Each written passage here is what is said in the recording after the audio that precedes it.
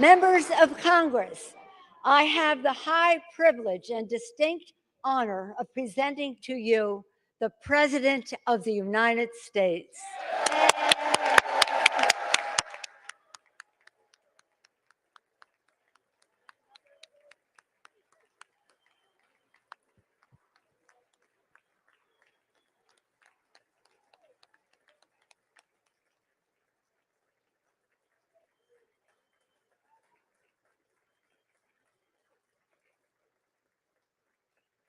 Thank you, thank you.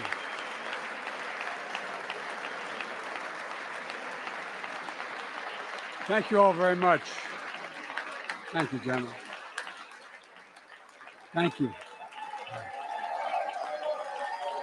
Thank you.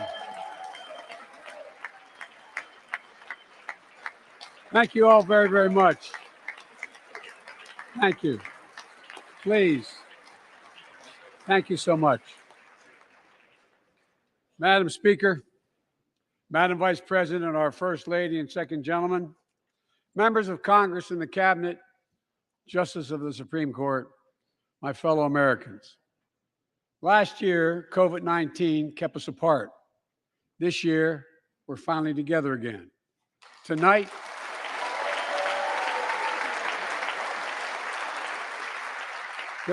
we meet as Democrats, Republicans, Independents, but most importantly, as Americans, with the duty to one another, to America, to the American people, to the Constitution, and an unwavering resolve that freedom will always triumph over tyranny.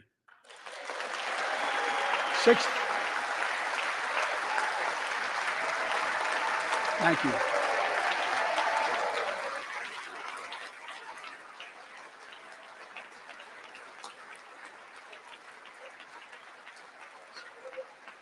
6 days ago, Russia's Vladimir Putin sought to shake the very foundations of the free world, thinking he could make it bend to his menacing ways. But he badly miscalculated. He thought he could roll into Ukraine and the world would roll over. Instead, he met with a wall of strength he never anticipated or imagined. He met the Ukrainian people.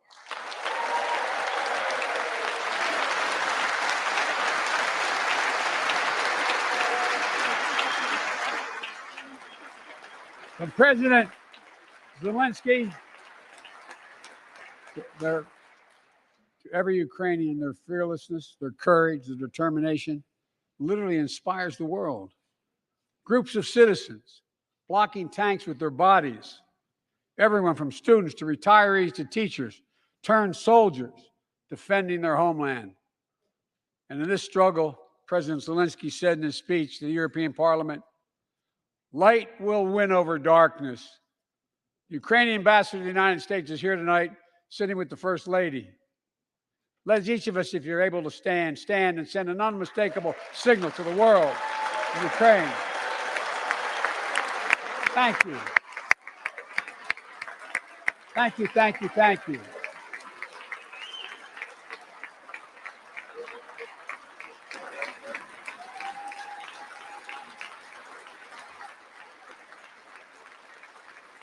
She's bright, she's strong, and she's resolved.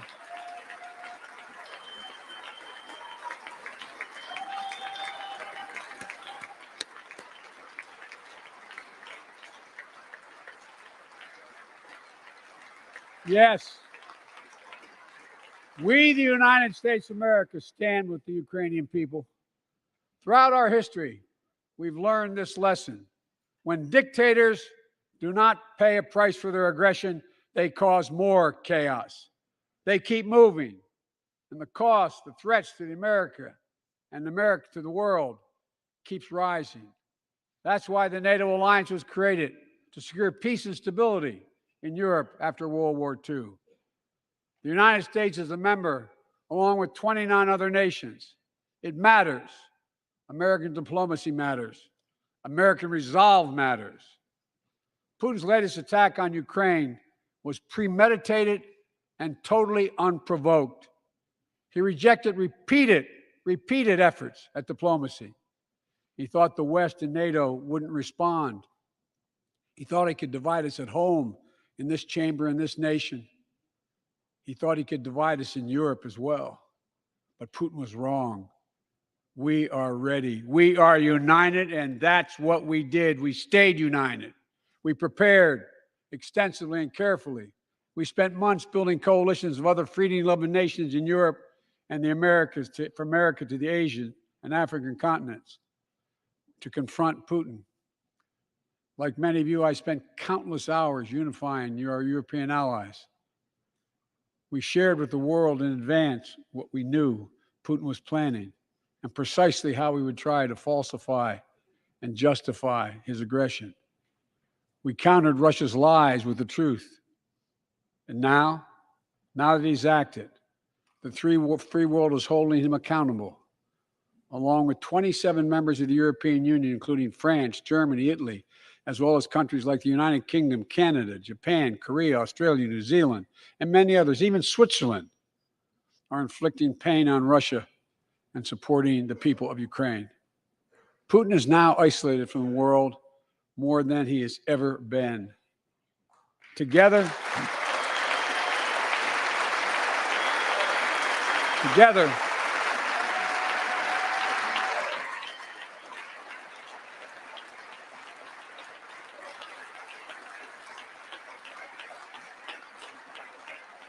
along with our allies, we are right now enforcing powerful economic sanctions.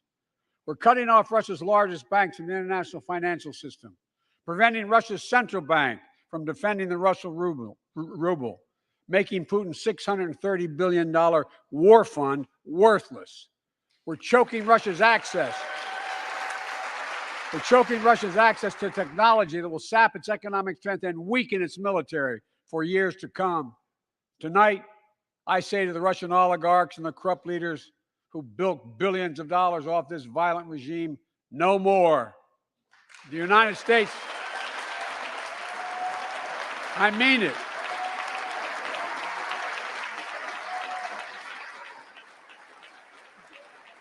The United States Department of Justice is assembling a dedicated task force to go after the crimes of the Russian oligarchs.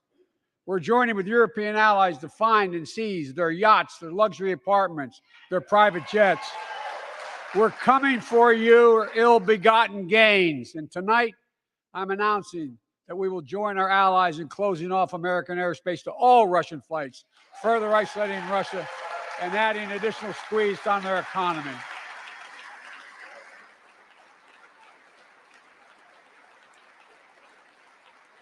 He has no idea what's coming. The ruble has already lost 30% of its value. The Russian stock market has lost 40% of its value, and trading remains suspended.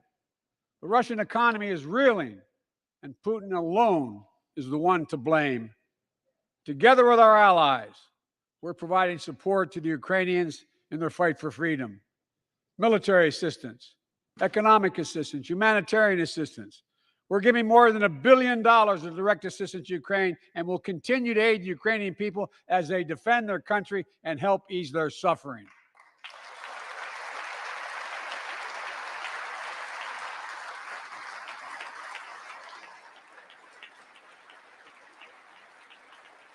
But let me be clear. Our forces are not engaged and will not engage in the conflict with Russian forces in Ukraine. Our forces are not going to Europe to fight Ukraine, but to defend our NATO allies in the event that Putin decides to keep moving west. For that purpose, we have mobilized American ground forces, air squadrons, ship deployments to protect NATO countries, including Poland, Romania, Latvia, Lithuania, and Estonia. And as I've made crystal clear, the United States and our allies will defend every inch of territory that is NATO territory with the full force of our collective power. Every single inch.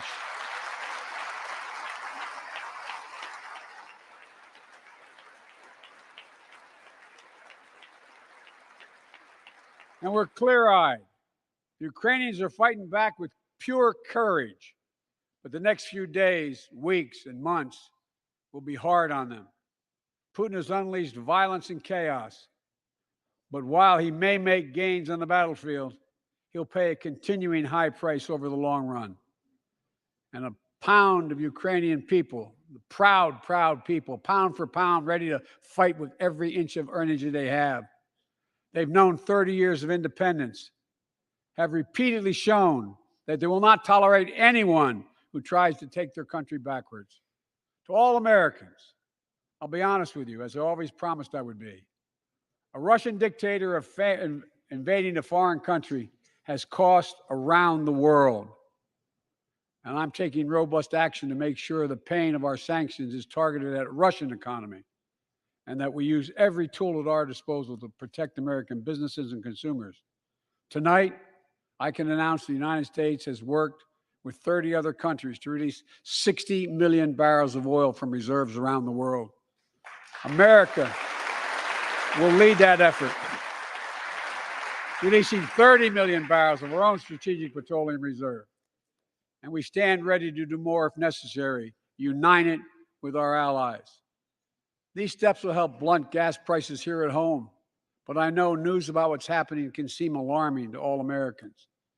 But I want you to know we're going to be okay. We're going to be okay.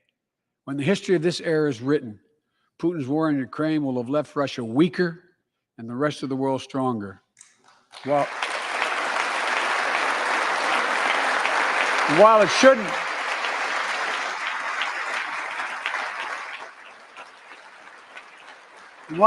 have taken something so terrible for people around the world to see what's at stake, now everyone sees it clearly. We see the unity among leaders of nations, a more unified Europe, a more unified West. We see unity among the people who are gathering in cities and large crowds around the world, even in Russia, to demonstrate their support for the people of Ukraine. In the battle between democracy and autocracies, democracies are rising to the moment, and the world is clearly choosing the side of peace and security. This is the real test, and it's going to take time. So let us continue to draw inspiration from the iron will of the Ukrainian people.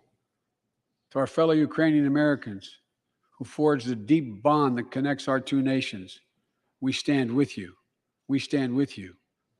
Putin may circle Kyiv with tanks, but he'll never gain the hearts and souls of the Iranian people. He'll never extinguish their love of freedom, and he will never weaken the resolve of the free world.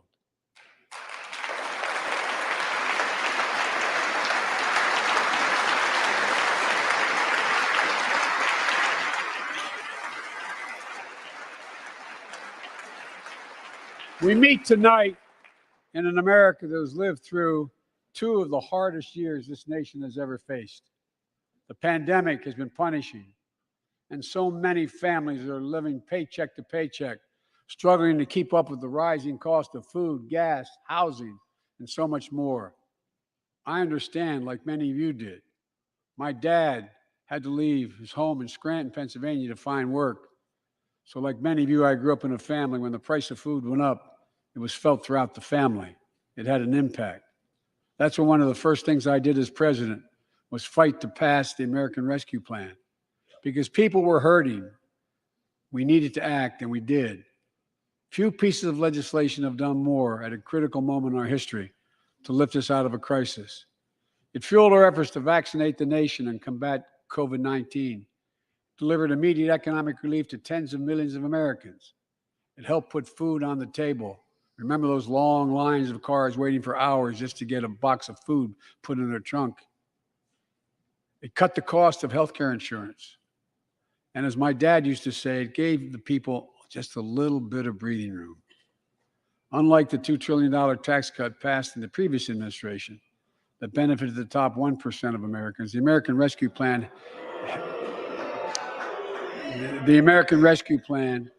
helped working people and left no one behind. Folks,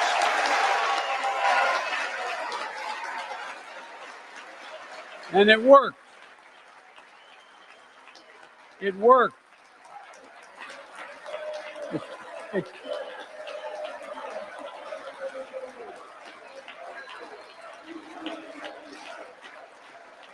It worked. We created jobs, lots of jobs. In fact, our economy created over 6.5 million new jobs just last year. More jobs in 1 year than ever before in the history of the United States of America. The economy grew at a rate of 5.7 last year, the strongest growth rate in 40 years. And the first step in bringing fundamental change to our economy that hasn't worked for working people in this nation for too long. For the past 40 years, we were told the tax break for those at the top and benefits would trickle down and everyone would benefit. But that trickle-down theory led to a weaker economic growth, lower wages, bigger deficits, and a widening gap between the top and everyone else in nearly a century. Look, Vice President Harris and I ran for office, and I realize we have fundamental disagreements on this, but ran for office with a new economic vision for America. Invest in America, educate Americans, grow the workforce, build the economy from the bottom up and the middle out, not from the top down, because we know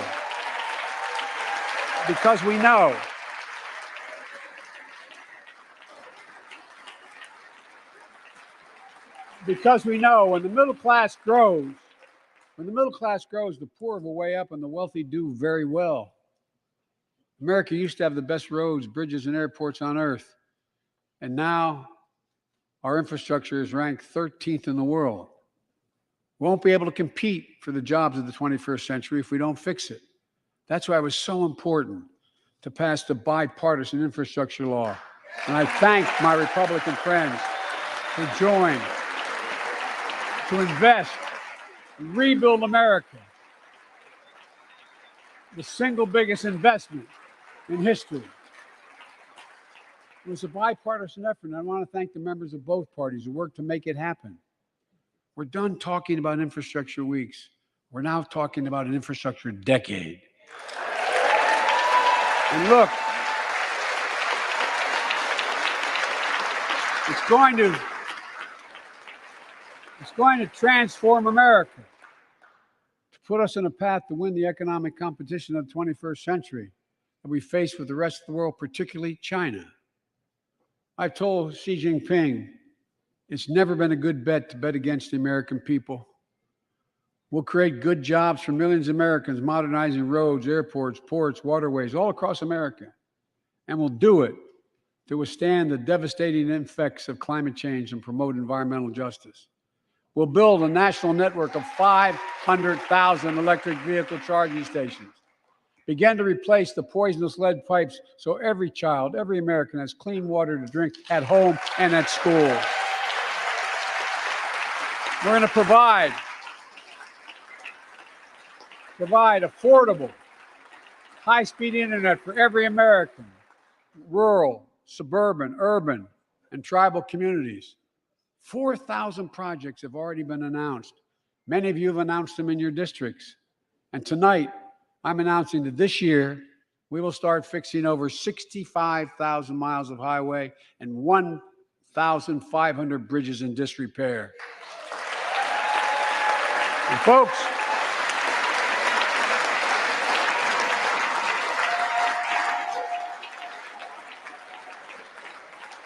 when we use taxpayers' dollars to rebuild America, we're going to do it by buying America. Buy American products. Support American jobs. The federal government spends about $600 billion a year to keep this country safe and secure. There's been a law on the books for almost a century to make sure taxpayers' dollars support American jobs and businesses. Every administration, Democrat and Republican, says they'll do it, but we're actually doing it. We'll buy America to make sure everything from the deck of an aircraft carrier to the steel on highway guardrails is made in America from beginning to end. All of it. All of it.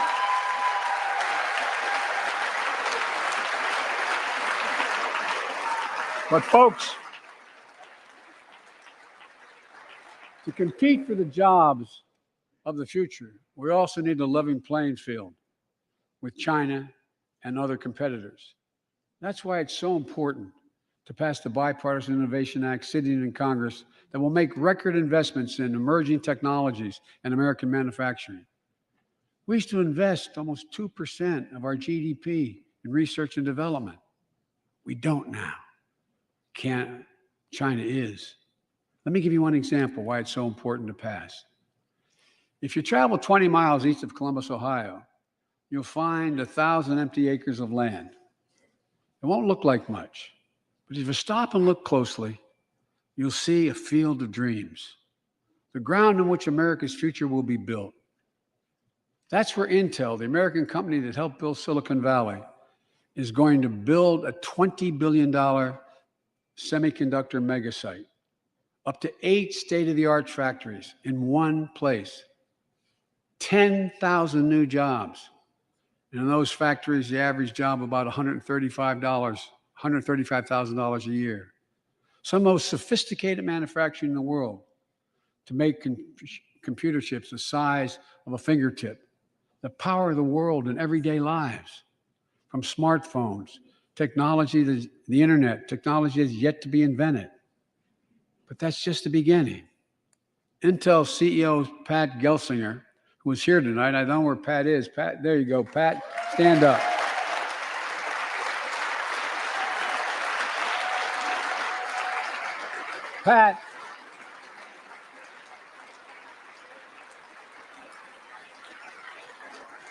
Pat came to see me and he told me they're ready to increase their investment from $20 billion to $100 billion. That would be the biggest investment in manufacturing in American history. And all they're waiting for is for you to pass this bill. So let's not wait any longer. Send it to my desk, I'll sign it, and we'll really take off in a big way. And folks, Intel is not alone. There's something happening in America. Just look around and you'll see an amazing story. The rebirth of pride that comes from stamping products made in America. The revitalization of American manufacturing. Companies are choosing to build new factories here when just a few years ago they would have gone overseas. That's what's happening. Ford is investing $11 billion in electric vehicles, creating 11,000 jobs across the country. GM is making the largest investment in its history, $7 billion to build electric vehicles, creating 4,000 jobs in Michigan. All told, 369,000 new manufacturing jobs were created in America last year alone. Folks,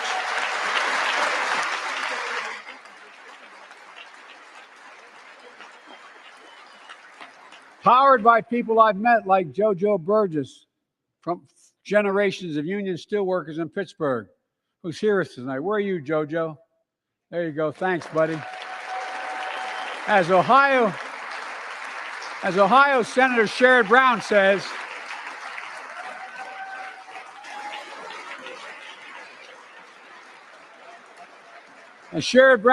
it's time to bury the label Rust Belt. It's time to see the what used to be called the Rust Belt become the home of a significant resurgence of manufacturing. And with all the bright spots in our economy, record job growth, higher wages, too many families are struggling to keep up with their bills. Inflation is robbing them of gains they thought otherwise they would be able to feel. I get it. That's why my top priority is getting prices under control. Look, our economy roared back faster than almost anyone predicted, but the pandemic meant that businesses had a hard time hiring enough people because of the pandemic to keep up production in their factories. So you didn't have people making those beams that went into buildings because they were out. The factory was closed. The panic also disrupted the global supply chain. Factories close. When that happens, it takes longer to make goods and get them to the warehouses, to the stores, and prices go up. Look at cars last year. 1/3 of all the inflation was because of automobile sales. There weren't enough semiconductors to make all the cars that people wanted to buy. And guess what? Prices of automobiles went way up. especially used vehicles as well. And so we have a choice. One way to fight inflation is to drive down wages and make Americans poorer. I think I have a better idea to fight inflation. Lower your costs, not your wages. And folks,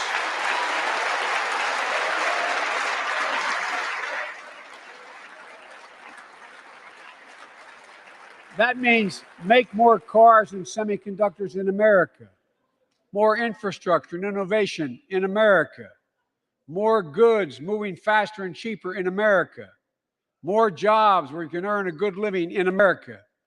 Instead of relying on foreign supply chains, let's make it in America. Look, economists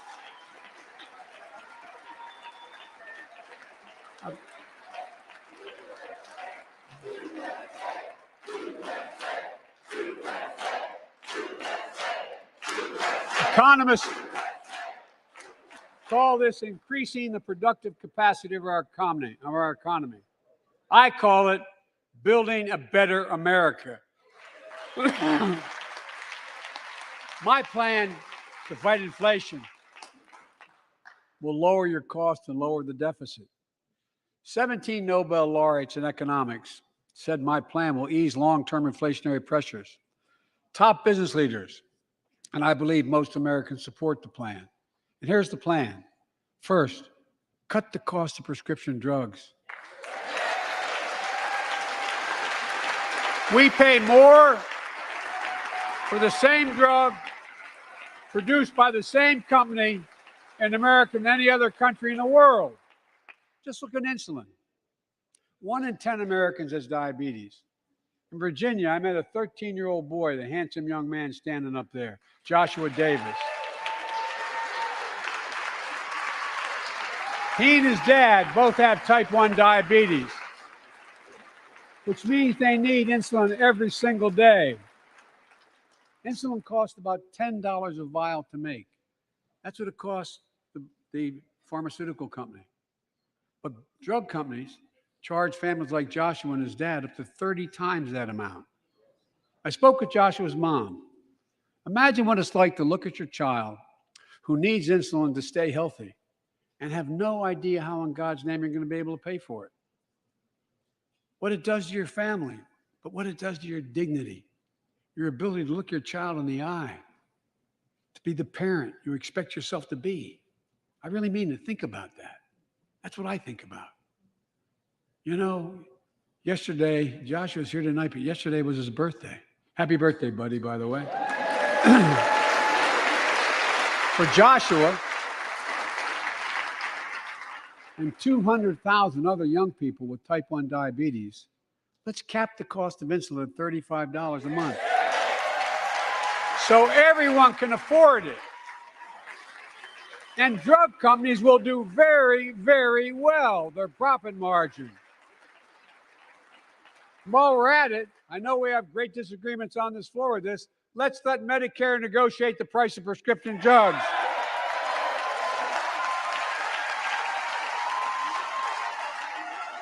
They already set the price for VA drugs. Look, the American Rescue Plan is helping millions of families with Affordable Care Act plans to save them $2,400 a year on their health premiums. Let's close the coverage gap and make these savings permanent.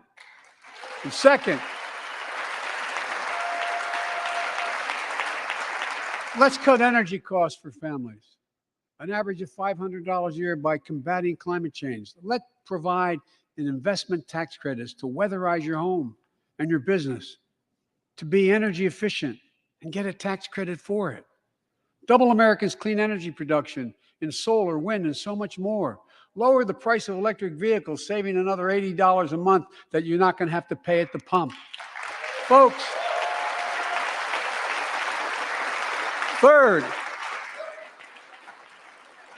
the third thing we can do to change the standard of living for hardworking folks is cut the cost of child care. Cut the cost of child care. Folks, If you live in a major city in America, you pay up to $14,000 a year for child care per child. I was a single dad for 5 years, raising 2 kids. I had a lot of help, though. I had a mom, a dad, a brother, and a sister that really helped. But middle class and working folks shouldn't have to pay more than 7% of their income to care for the young children. My plan would cut the cost of child care in half for most families and help parents, including millions of women who left the workforce during the pandemic because they couldn't afford child care, to be able to get back to work, generating economic growth. But my plan doesn't stop there. It also includes home and long-term care, more affordable housing, pre-K for 3- and 4-year-olds. All these will lower costs for families. And under my plan, nobody, let me say this again, nobody earning less than $400,000 a year will pay an additional penny in new taxes. Not a single penny.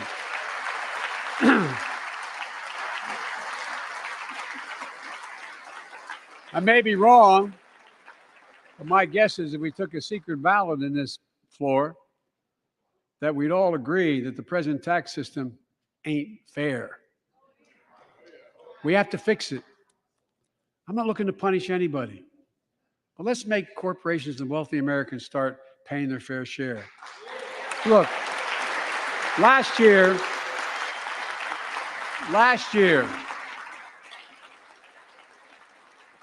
like Chris Coons and Tom Carper and my distinguished Congresswoman, we come from the land of corporate America.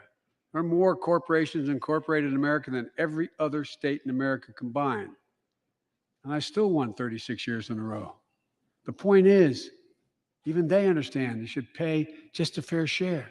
Last year, 55 of the Fortune 500 companies earned $40 billion in profit and paid zero in federal taxes. Now look, it's not fair. That's why I proposed a 15% minimum tax rate for corporations. And that's why in the G7 and other meetings overseas, I was able to be somewhat helpful. 130 countries agree on a global minimum tax rate. So companies can't get out of paying their taxes at home by shipping jobs and factories overseas. It'll raise billions of dollars. That's why I propose closing loopholes for the very wealthy who pay a lower tax rate than a teacher and a firefighter. So that's my plan, but we'll go in more detail later.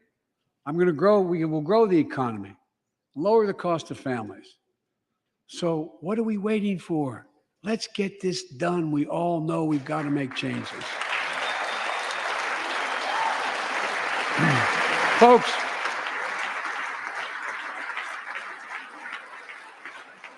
and while you're at it, confirm my nominees for the Federal Reserve, which plays a critical role in fighting inflation. My plan will not only lower costs and give families a fair shot, it will lower the deficit. The previous administration not only ballooned the deficit with those tax cuts for the very wealthy and corporations, it undermined the watchdogs, the job of those to keep pandemic relief funds being wasted. Remember we had those debates about whether or not those watchdogs should be able to see every day how much money was being spent, where was it going to the right place? But in my administration, the watchdogs are back. And we're going to go after the criminals who stole billions of relief money meant for small business and millions of Americans. Tonight, I'm announcing that the Justice Department will soon name a chief prosecutor for pandemic fraud.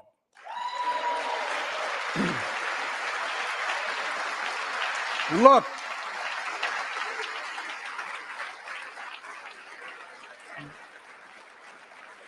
I think we all agree, thank you. By the end of this year, the deficit will be down to less than half of what it was before I took office. The only president ever to cut the deficit by more than $1 trillion in a single year. Lowering your cost also meant demanding more competition. I'm a capitalist, but capitalism without competition is not capitalism. Capitalism without competition is exploitation. It drives up profits. When corporations have to compete, their profits go up and your prices go up when they don't have to compete. Small businesses and family farmers and ranchers, I need not tell some of my Republican friends from those states. Guess what? You got 4 basic meat packing facilities. That's it. You play with them or you don't get to play at all. And you pay a hell of a lot more. A hell of a lot more because there's only 4. See what's happening with ocean carriers moving goods in and out of America. During the pandemic, about half a dozen or less foreign-owned companies raised prices by as much as 1,000% and made record profits. Tonight, I'm announcing a crackdown on those companies overcharging American businesses and consumers. And folks,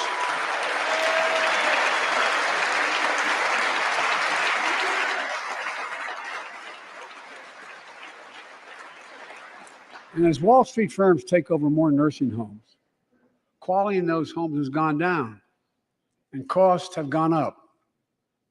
That ends on my watch. Medicare is going to set higher standards for nursing homes and make sure your loved ones get the care they deserve and that they inspect and they will look at closely.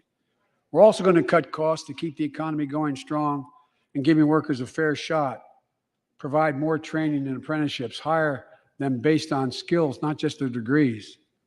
Let's pass the Paycheck Fairness Act and paid leave. Raise the minimum wage to $15 an hour and extend the child tax credit so no one has to raise a family in poverty. Let's increase Pell Grants, increase our historic support for HBCUs, and invest in what Jill, our First Lady who teaches full-time, calls America's best kept secret, community colleges. Look, let's pass the PRO Act. When a majority of workers want to form a union, they shouldn't be able to be stopped. When we invest in our workers and we build an economy from the bottom up and the middle out together, we can do something we haven't done in a long time, build a better America. For more than 2 years, COVID has impacted every decision in our lives and the life of this nation.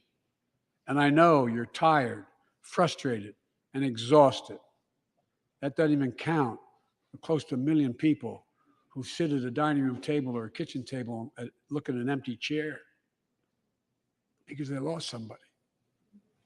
But I also know this, because of the progress we've made, because of your resilience and the tools that we have been provided by this Congress, tonight I can say we're moving forward safely back to more normal routines.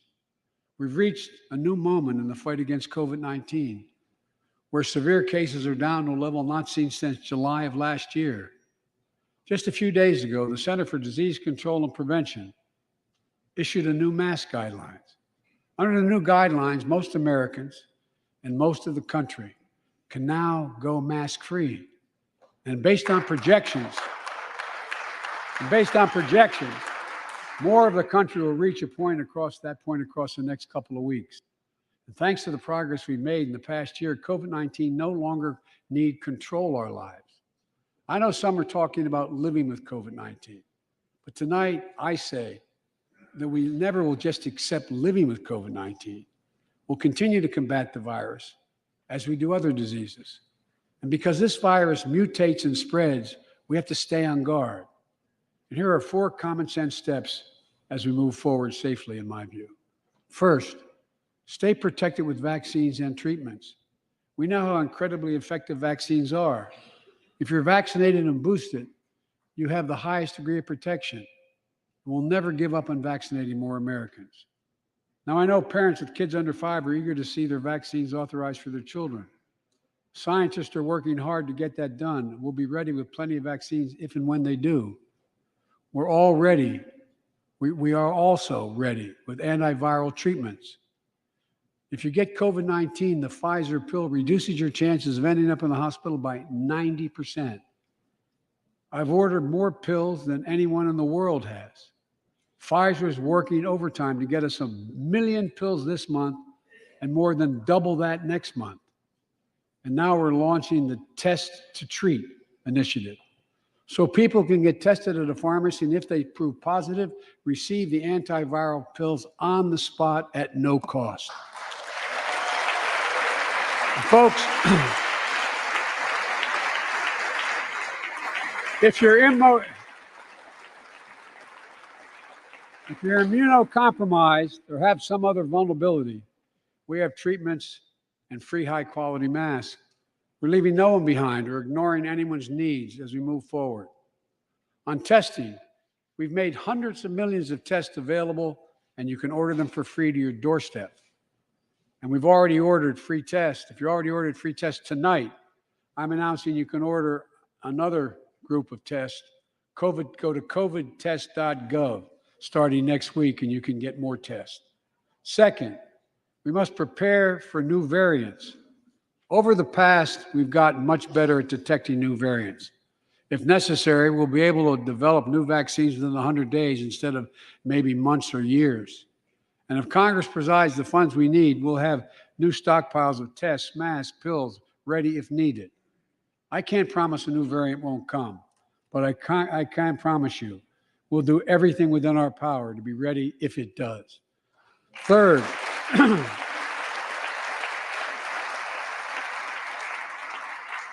we can end the shutdown of schools and businesses.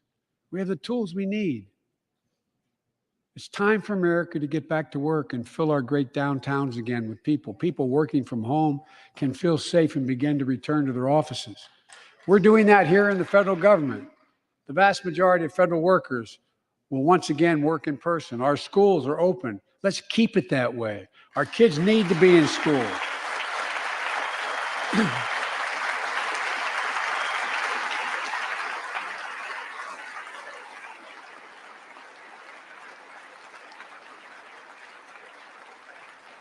With 75% of adult Americans fully vaccinated and hospitalizations down by 77%, most Americans can remove their masks and stay in the classroom and move forward safely. We achieved this because we provided free vaccines, treatments, tests, and masks. Of course, continuing this costs money, so I'll not surprise you. I'll be back to see you all. And I'm going to soon send a request to Congress. The vast majority of Americans have used these tools and may want again. We may need them again. So I expect Congress, and I hope you'll pass that quickly. Fourth, we'll continue vaccinating the world. We've sent 475 million vaccine doses to 112 countries, more than any nation on earth. We won't stop because you can't build a wall high enough to keep out a vaccine. The vaccine can stop the spread of these diseases. You know, we've lost so much in COVID-19. Time with one another.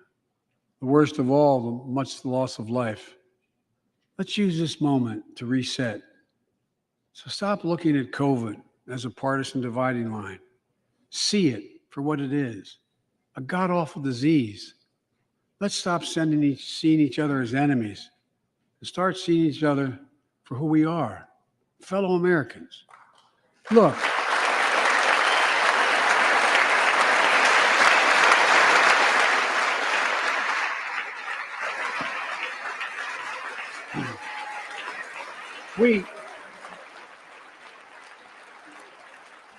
we can't change how divided we've been. It was a long time in coming.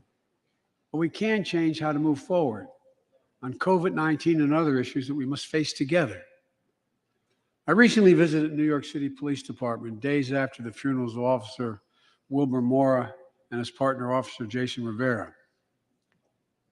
They were responding to a 9/11 call when a man shot and killed them with a stolen gun. Officer Mora was 27 years old. Officer Rivera was 22 years old. Both Dominican Americans who grew up in the same streets that they later chose to patrol as police officers.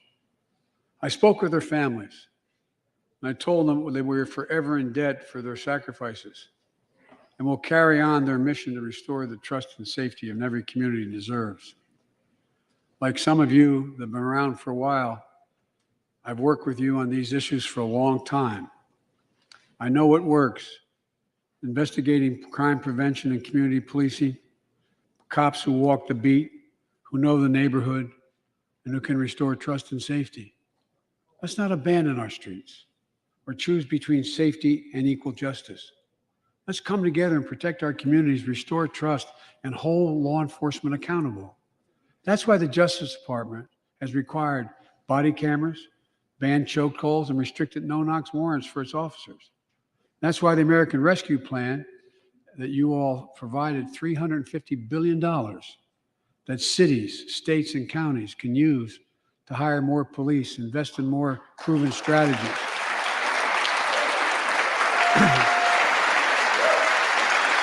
Proven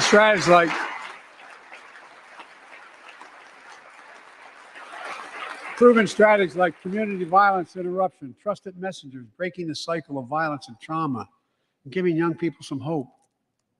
We should all agree the answer is not to defund the police, it's to fund the police. Fund them. Fund them.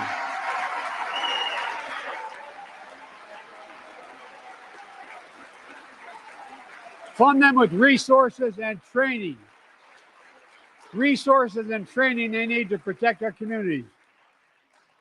I ask Democrats and Republicans alike to pass my budget and keep our neighborhoods safe.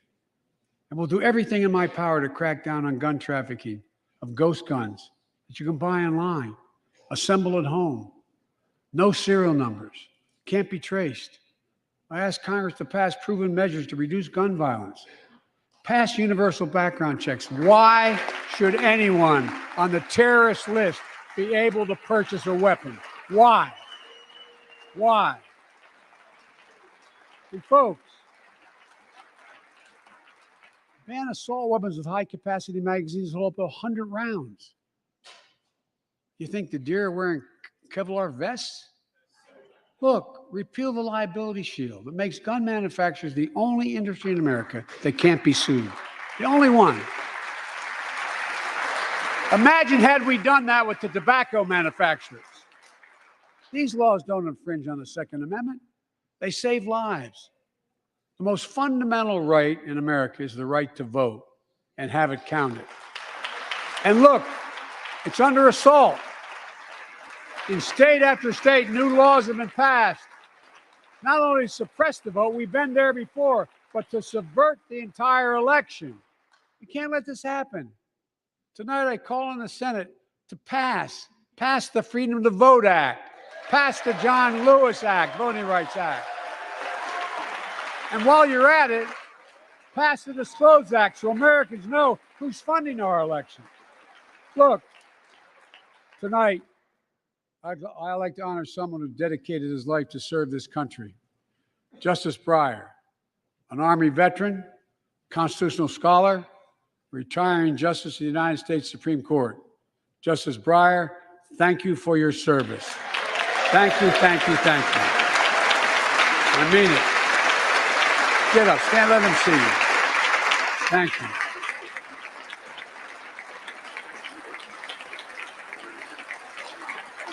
And we all know, no matter what your ideology, we all know one of the most serious constitutional responsibility a president has is nominating someone to serve on the United States Supreme Court.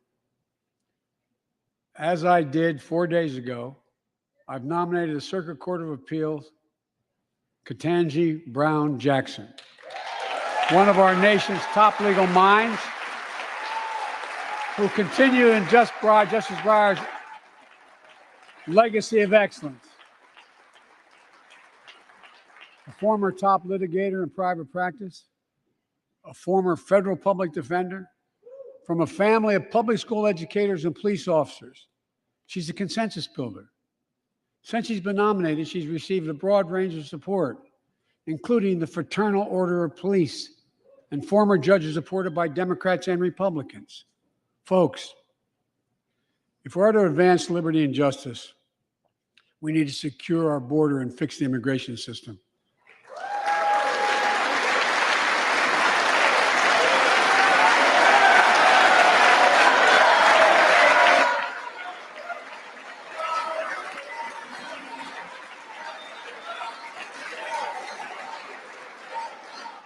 And as you might guess, I think we can do both. At our border, We've installed new technology like cutting-edge scanners to better detect drug smuggling. We've set up joint patrols with Mexico and Guatemala to catch more human traffickers. We're putting in place dedicated immigration judges in significant larger number so families fleeing persecution and violence can have their cases heard faster, and those who don't legitimately hear can be sent back. We're screening, we're securing commitments and supporting partners in South and Central America to host more refugees and secure their own borders. We can do all this while keeping lit the torch of liberty that has led a generation of immigrants to this land, my forebears and many of yours. Provide a pathway to citizenship for dreamers, those with temporary status, farm workers, essential workers. Revise our laws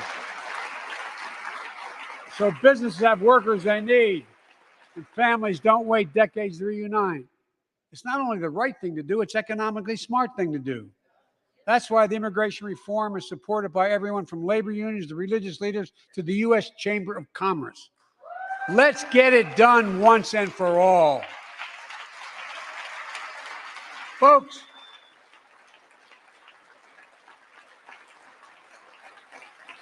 advancing liberty and justice also requires protecting the rights of women. The constitutional right affirmed by Roe v. Wade, standing precedent for half a century, is under attack as never before. If you want to go forward, not backwards, we must protect access to health care, preserve a woman's right to choose, and continue to advance maternal health care for all Americans. And folks, for our LGBTQ plus Americans, let's finally get the Bipartisan Equality Act to my desk. The onslaught of state laws targeting transgender Americans and their families, it's simply wrong. And I said last year, especially to our younger transgender Americans, I'll always have your back as your president so you can be yourself and reach your God-given potential. Folks,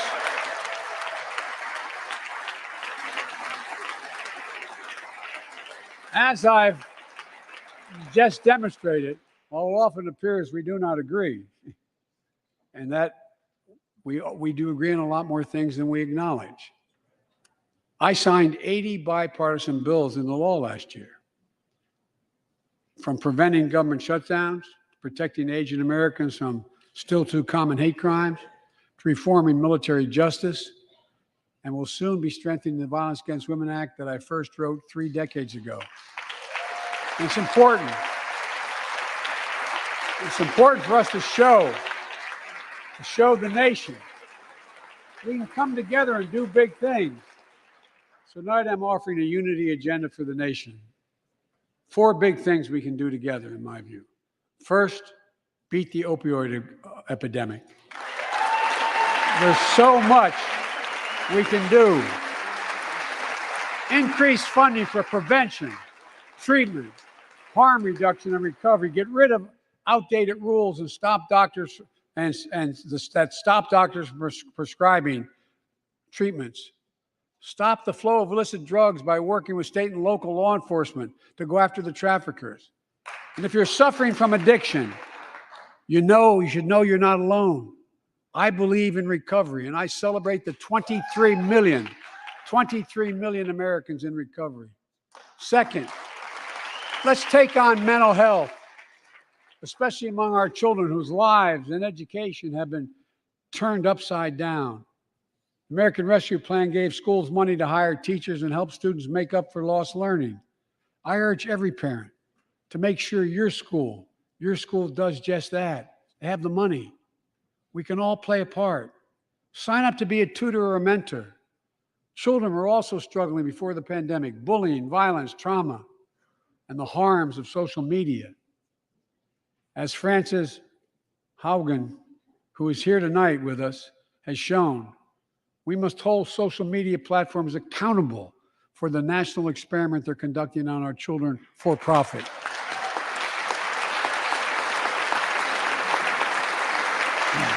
Folks, thank you. Thank you for the courage you showed. It's time to strengthen privacy protections, ban targeted advertising to children, demand tech companies stop collecting personal data on our children. And let's get all Americans the mental health services they need. More people can turn for help and full parity between physical and mental health care if we treat it that way in our insurance. Look,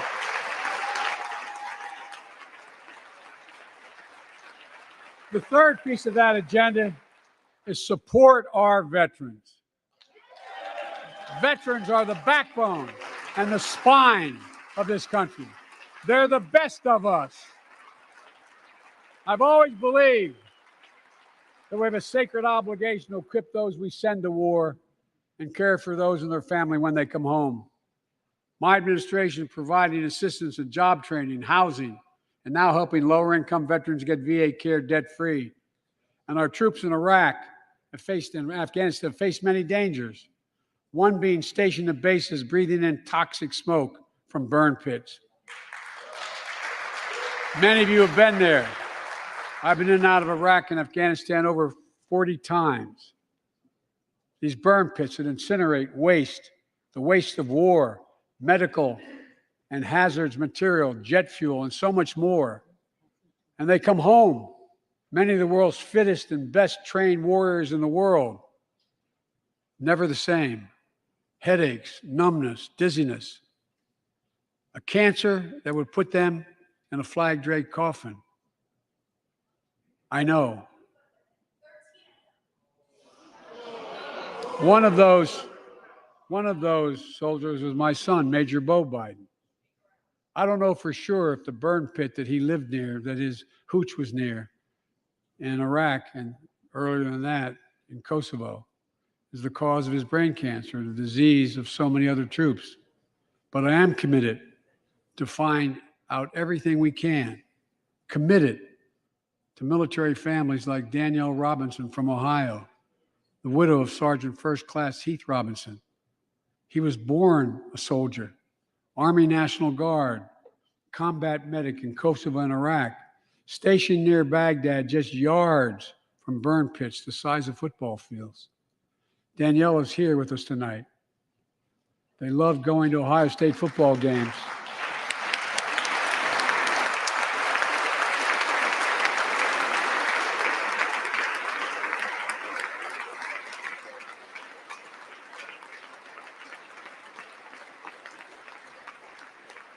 And he loved building Legos with their daughter.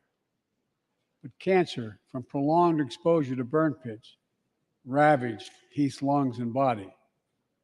Danielle says Heath was a fighter to the very end. He didn't know how to stop fighting, and neither did she. Through her pain, she found purpose to demand that we do better. Tonight, Danielle, we are going to do better. The VA is pioneering new ways of linking toxic exposure to disease, already helping more veterans get benefits. And tonight, I'm announcing we're expanding eligibility to veterans suffering from 9 respiratory cancers. I'm also calling on Congress to pass a law to make sure veterans devastated by toxic exposure in Iraq and Afghanistan finally get the benefits and the comprehensive health care they deserve.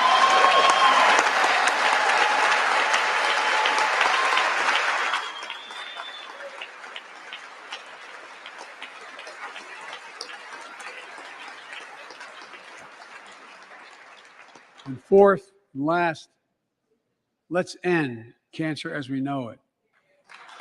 This is personal.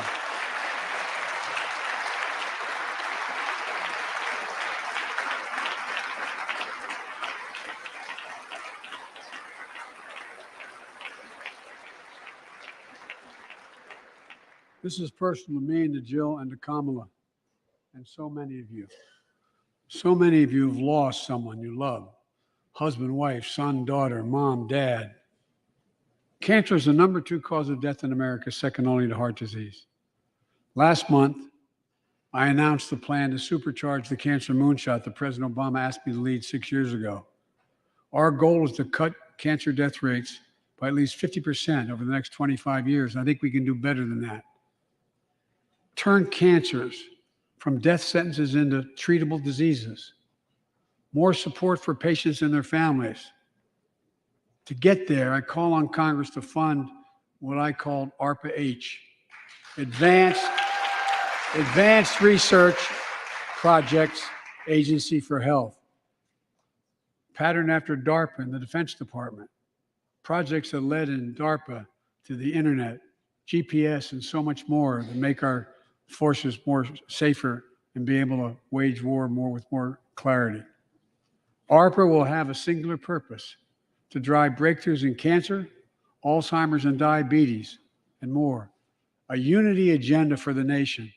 We can do these things. It's within our power, and I don't see a partisan edge to any one of those four things.